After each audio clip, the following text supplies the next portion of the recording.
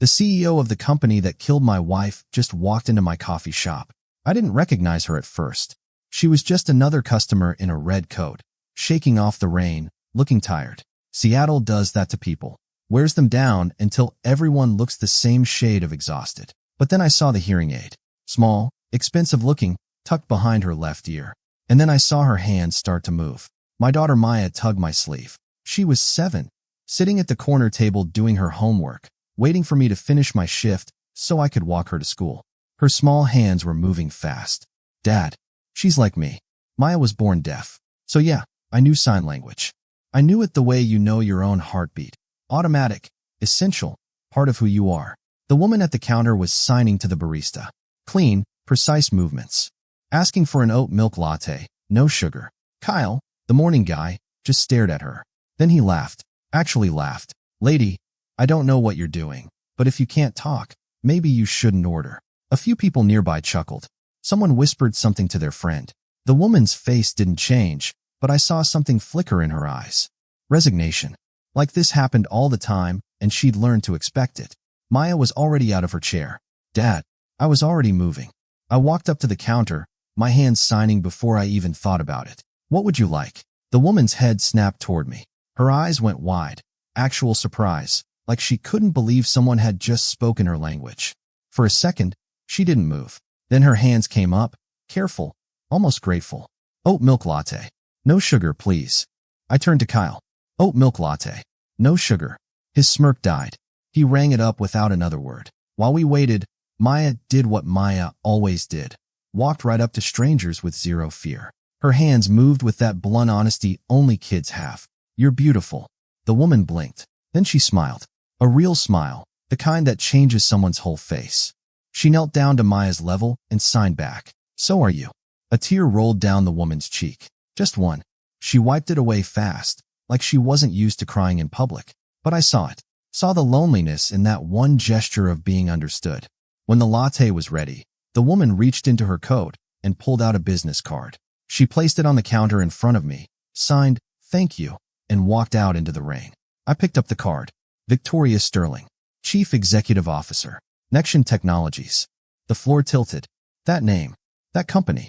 The one that killed Sarah. Let me back up, because you need to understand what that name meant to me. 3 years ago, I was a software engineer. I worked on AI systems, traffic prediction, data analysis, teaching machines to understand human behavior. My wife Sarah worked in the same industry. She was brilliant, passionate about making technology safer. We had a small house in the suburbs. We had Maya, who was 2 years old and filled every room with laughter even though she couldn't hear it. We had a life. Then Sarah died.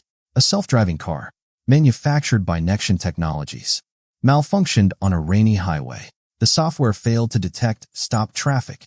Sarah was crossing the street with groceries. She never had a chance.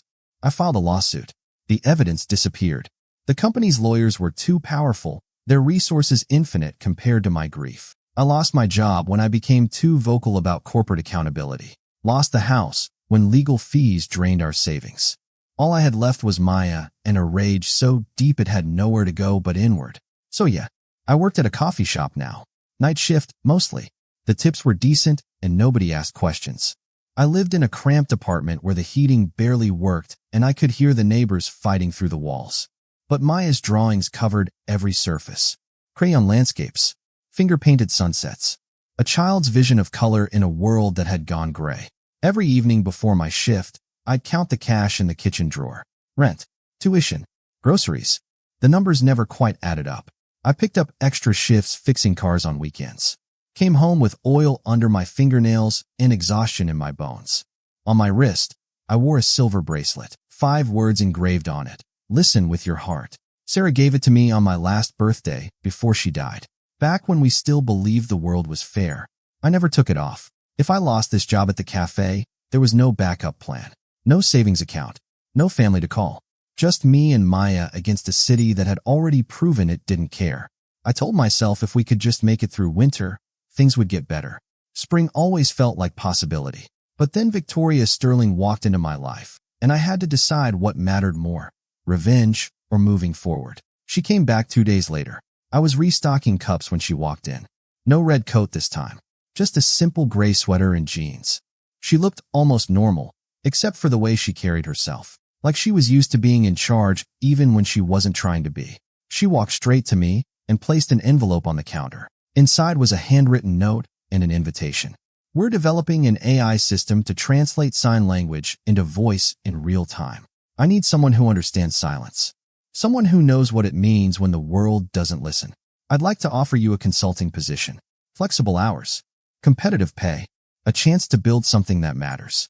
I stared at the note.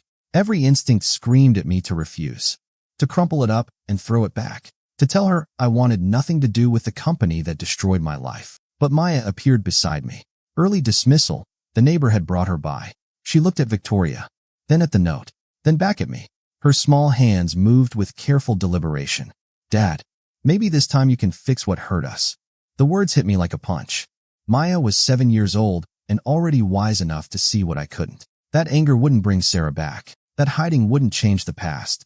That maybe there was something worth fighting for that didn't involve revenge. I looked at Victoria. She met my gaze steadily. Waiting. I nodded once. I'll come in next week. Victoria's shoulders dropped slightly. Relief she didn't try to hide. She signed to Maya. Your dad is very brave. Maya grinned and signed back. I know. The Nexion Technologies building was exactly as I remembered from news coverage during the lawsuit. Glass and steel, towering over downtown Seattle like a monument to progress. Inside, it was all marble floors and LED screens showing stock prices and company achievements. People in expensive suits moving through the space with the confidence of those who knew they were winning. I felt out of place immediately. My jeans were worn. My jacket was frayed at the cuffs. Maya held my hand tight, her eyes wide, taking it all in. Victoria met us at the elevator, back in her CEO uniform, tailored blazer, sharp heels, hair pulled back. But when she saw Maya, her expression softened. She knelt down and signed. I'm glad you came. Maya signed back. This place is big. Do you own all of it? Victoria smiled. I'm in charge of it. That's different. They'd set up a private room for us on the 15th floor. Computers, whiteboards, and a corner filled with books and toys for Maya. The other employees watched me with curiosity and suspicion. I could feel their eyes, hear the whispered questions. Who is he? Why is he here? But Victoria made it clear. This man is a consultant on our most important project. He has expertise we need. Treat him with respect. I spent the first week reviewing code, analyzing sign language recognition algorithms, testing translation accuracy. The work was familiar. It pulled me back into the world I'd left behind. And despite everything, despite my anger and grief, I found myself caring about the project, about building something that could help people like Maya, like Victoria, like everyone who'd ever been ignored because the world couldn't be bothered to listen. Victoria would stop by the lab each afternoon, checking progress, asking questions. Our conversations were a mix of spoken words and signed phrases, slipping naturally between the two. I noticed how she relaxed when she signed, like she was allowed to be herself instead of the persona she wore in boardrooms. Maya became a fixture in the office, charming the staff with her drawings and her fearless use of sign language. She'd sit in meetings coloring quietly, occasionally signing questions that made the engineers laugh. What's an algorithm? Why do computers need to learn? Can they dream? I felt something I hadn't felt in years. Not happiness exactly, but maybe the edge of it. The possibility that life could be more than just survival. And then Jonathan Price found out. Jonathan Price was the COO.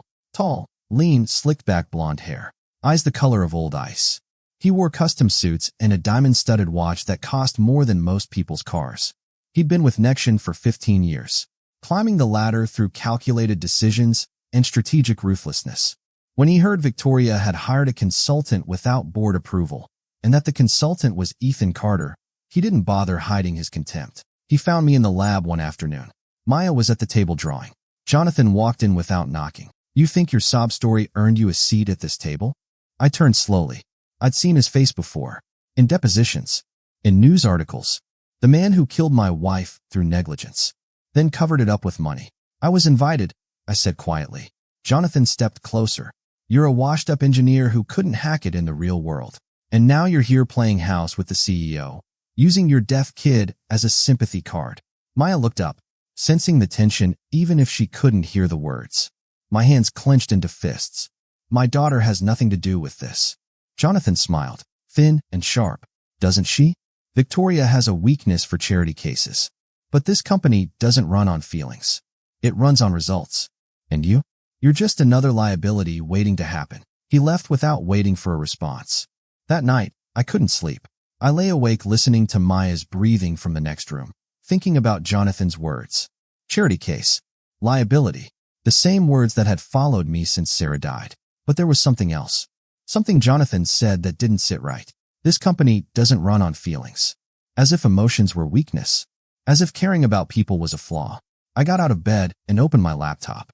I still had access to Nextion's internal network from my consulting work. I started searching, following threads of code and file structures, looking for anything that felt wrong. 3 hours later, I found it, hidden in an archived server marked H drive. Logs from 3 years ago, vehicle diagnostics, error reports, and a chain of emails between Sarah Carter and Jonathan Price. Sarah's warnings, Jonathan's dismissals, and then, after the accident, a final note: bury this. No traces. JP. My hands shook as I downloaded the files. This was it. The evidence that had been erased. The proof that Jonathan had known about the flaw and ignored it. That Sarah died because one man cared more about profits than safety. I needed to show Victoria. But as I stared at the files, cold fear settled in my chest. Jonathan was powerful. He'd buried this once. He could do it again. And this time, I had more to lose. I had Maya to protect. In the morning, I went to Victoria's office. She was standing by the window, looking out at the city. She turned when I entered. Her face was calm, but her eyes were tired. "I found something," I said. I showed her everything. The emails, Sarah's reports, Jonathan's cover-up. Victoria read through it all in silence, her expression growing harder with each page. When she finished, she looked at me with something that might have been guilt or grief or both. "My father knew," she said quietly. "He told Jonathan to handle it quietly, to protect the company's reputation. I didn't know the details, but I knew something had been buried. I've always known." I felt my anger rise. "And you did nothing." I was 29 years old and terrified of disappointing my father, Victoria said, her voice breaking. "I've spent my whole life being what he wanted me to be, and I've hated myself for it every single day." She turned away, wiping her eyes quickly. "I can't fix what happened. I can't bring your wife back. But I can make sure Jonathan doesn't get away with this again. He'll destroy us," I said. "He has the board. He has the lawyers. Then we'll fight smarter." Victoria looked at me, and for the first time, I saw not a CEO, but a woman who was just as tired of lying as I was. "We'll expose him publicly, in a way he can't cover up." We spent the next 2 weeks building our case. I worked late into the nights, cross-referencing files, finding every connection between Jonathan's decisions and the vehicle failures. Victoria reached out to journalists, investigators, anyone who might help bring the truth to light. But Jonathan wasn't stupid. He had eyes everywhere. And when he realized what we were doing, he moved fast. First came the rumors. Whispers that Victoria was sleeping with a subordinate, that she was compromised, that her judgment couldn't be trusted. Board members started asking questions. Shareholders expressed concerns. Jonathan played the loyal COO, expressing sadness at Victoria's poor decisions, suggesting maybe she needed time away. Then came the ultimatum, a closed-door meeting with the board. Victoria was given a choice: step down temporarily and let Jonathan take over as interim CEO, or face a vote of no confidence that would remove her permanently. She refused. They voted her out anyway. The same day, I was escorted from the building by security. My access revoked. My consulting contract terminated. The official reason was misuse of company resources. The real reason was that Jonathan wanted me gone. I picked up Maya from the daycare on the ground floor, my hands shaking as I signed to her. "We're going home." She looked at me with wide eyes. "Did we do something wrong?" "No, sweetheart. We tried to do something right. And sometimes that's worse." That night, Victoria sat in her penthouse apartment, city lights glittering below. She'd removed her hearing aids, letting the silence settle over her like a heavy blanket. She had lost. Jonathan had won. And the company her father built would continue to prioritize profit over people. She thought about me, about Maya, about all the people like Sarah who had tried to speak up and been silenced. And she thought about the woman she'd become. Cold, controlled, complicit. She'd spent so long building walls that she'd forgotten how to be human. It was Maya who changed everything. 3 days after I was fired, we were packing up the apartment. We couldn't afford to stay. I'd found a cheaper place across town, smaller, colder, but manageable. Maya was going through her mother's old boxes, looking at photographs and trinkets, and she found something I'd forgotten existed. A USB drive, tucked inside an envelope marked for Ethan. I plugged it into my laptop. Sarah's face appeared on the screen. She'd recorded a video 3 days before she died. Her expression serious. Her eyes tired but determined. Ethan, if you're watching this, it means something went wrong.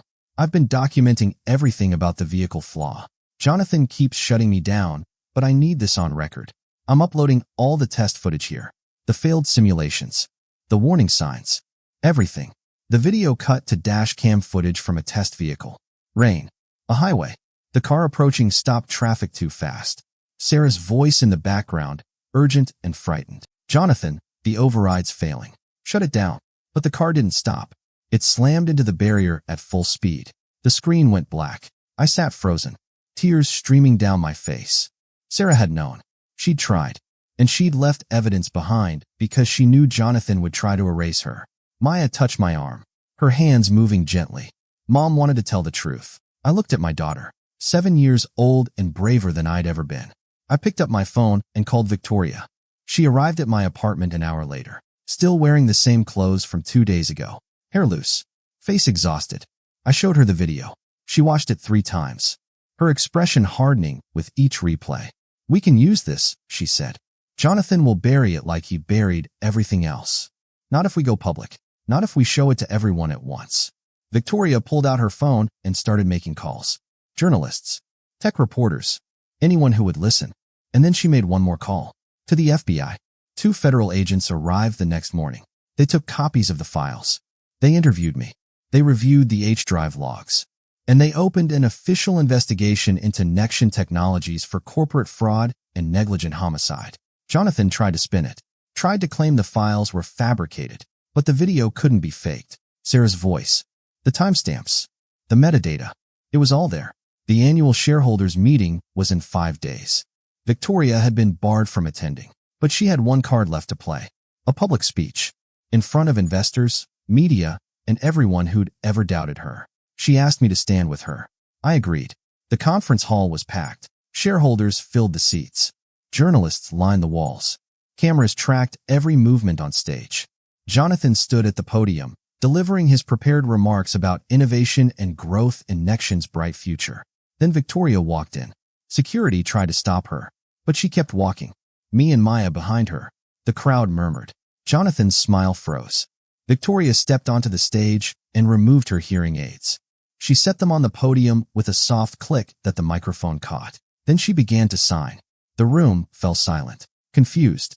But behind her, the massive screen flickered to life. The AI translation system we'd built together, the one I'd coded and Victoria had funded, began to translate her signs into spoken words that filled the hall. This company silenced truth. Today, silence speaks back. The screen shifted. Sarah's video played. Her warnings. The test footage. The crash. Jonathan's voice telling her the data didn't matter. Gasps rippled through the crowd. Cameras flashed. Jonathan tried to speak, but the FBI agents, waiting in the back row, moved forward. They placed handcuffs on his wrists in front of hundreds of witnesses. Jonathan Price, you're under arrest for fraud, obstruction of justice, and criminal negligence. The room erupted, but Victoria just kept signing, her hands steady, even as tears ran down her face.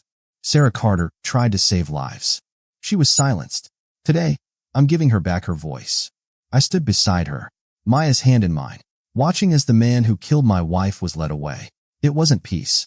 It wasn't healing, but it was justice. Finally, the fallout was swift. Jonathan was formally charged. The board launched an internal investigation. Dozens of executives were found complicit. Some resigned. Others were fired. The company's stock plummeted. Nexion Technologies faced lawsuits from victims' families across the country. But Victoria didn't walk away. She fought to rebuild. She took back control as CEO, this time without her father's shadow. And the first thing she did was establish the Sarah Carter Foundation, a fund dedicated to technology ethics, whistleblower protection, and support for families affected by corporate negligence. I was named the foundation's technical director.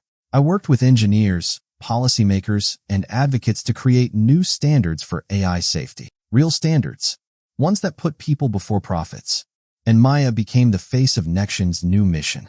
She appeared in promotional materials, her bright smile and fearless use of sign language showing the world what inclusion actually looked like. The company built accessibility into everything they designed. Deaf and hard-of-hearing consultants were brought onto every project. The AI translation system we built became open source, free for anyone to use. 6 months after the trial, Maya had her cochlear implant surgery. The procedure was covered by the foundation, along with years of therapy and support.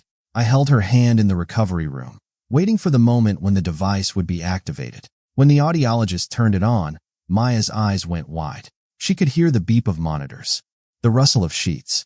My breathing. "Dad," she said aloud, her voice small and uncertain. My throat tightened. "I'm right here, sweetheart." Maya smiled, tears rolling down her cheeks. "You sound like light." Victoria was standing in the doorway, watching. She'd been there for every appointment, every consultation, every anxious moment. And when she saw Maya hear my voice for the first time, she understood what Sarah had been fighting for. Not just safety, but connection, the ability to be heard and to hear, to participate fully in a world that had tried to leave them behind. 1 year after the arrest, Pike Street Cafe had a new owner, me. I'd used part of the settlement money to buy it from the previous owner, who was ready to retire. I kept the name, but changed everything else. The staff was trained in basic sign language. The menu included Braille. There were quiet hours in the morning for people with sensory sensitivities. It wasn't just a coffee shop. It was a space where people who'd been overlooked could finally feel welcome. On a bright Sunday morning, Victoria walked in. She wasn't wearing her hearing aids.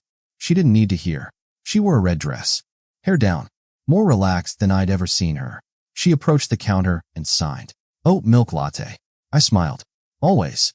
Maya ran out from the back room, her cochlear implant visible behind her ear. She'd learned to navigate both worlds now, signing when she wanted to, speaking when she needed to, never apologizing for either. She hugged Victoria tightly. The woman knelt down, returning the embrace with a fierceness that surprised even her. The three of us sat by the window, sunlight streaming through the glass, warming the table. I poured coffee into 3 mugs. Maya's was mostly milk, but she insisted on having one like the adults. We didn't talk much. We didn't need to. Some conversations happened in silence, some in words, some in the space between. Outside, the city moved on. Cars honked. People rushed past. The world kept turning. But inside the cafe, there was something that felt like peace. Not the kind that erased pain, but the kind that made room for healing. Victoria reached across the table and took my hand. I didn't pull away. Maya grinned and put her small hand on top of ours. "Listen with your heart," Maya signed with her free hand. I smiled. Sarah's words, living on through her daughter, through the foundation, through every person we helped find their voice. The steam rose from our cups, curling in the sunlight. Somewhere in the background, the espresso machine hissed. A song played softly. Maya laughed at something only she understood. And for the first time in years, I could breathe. Victoria looked at me. I looked back. No words, just understanding. Two people who'd learned that silence wasn't the absence of sound. It was the presence of listening. And sometimes the loudest thing you could do was make space for someone else to be heard. Thanks for listening. And if you liked this story, give it a thumbs up.